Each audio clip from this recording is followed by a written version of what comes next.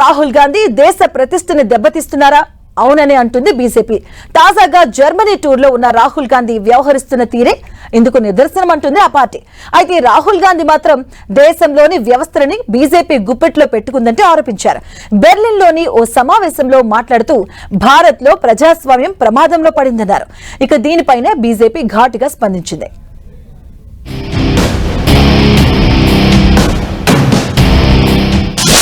Berlin టూర్లో ప్రతిపక్ష నేత ఆరోపణలు.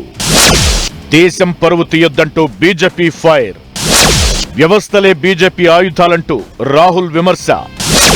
ప్రతిపక్షాల అణచివేతకు ఈడీ సిబిఐని వాడుకుంటోందంటూ ఆరోపణ.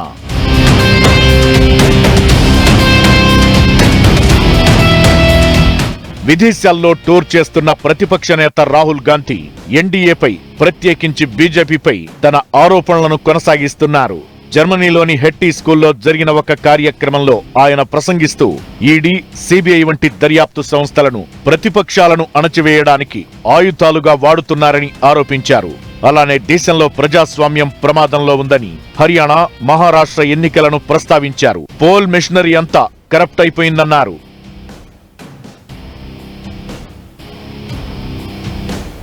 కాంగ్రెస్ కి ఏ వ్యాపారవేత్త మద్దతిచ్చినా బెదిరింపులు వస్తున్నాయని ఆరోపించారు రాహుల్.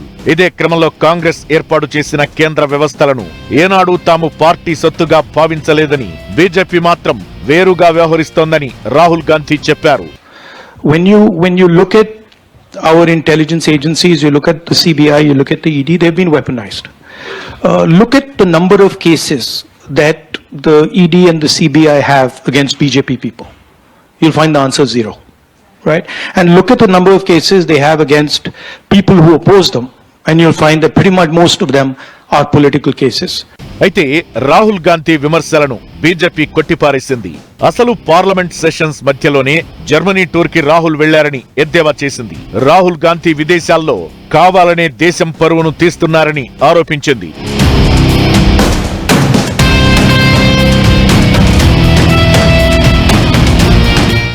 5 రోజుల జర్మనీ పర్యటనకు వెళ్లిన రాహుల్ అందులో భాగంగా బెర్లిన్లోని ప్రవాస భారతీయులతో సమావేశమయ్యారు. జర్మనీ ఛాన్సలర్ ఫ్రీడ్రిచ్ మెర్జ్తో పాటు మాజీ chancellor Olaf Scholz, vice chancellor Lars క్లింగ్బీల్లను కలుసుకున్నారు. పర్యటనలో భాగంగా BMW ఫ్యాక్టరీని సందర్శించిన ఆయన భారతదేశంలో ఉత్పాదక రంగాన్ని ఎలా బలోపేతం చేయాలనే అంశంపై చర్చల్లో పాల్గొన్నారు. ఈ క్రమంలోనే కేంద్రంలోని అధికార పార్టీపై విరుచుకుపడటం కలకలం రేపుతోంది.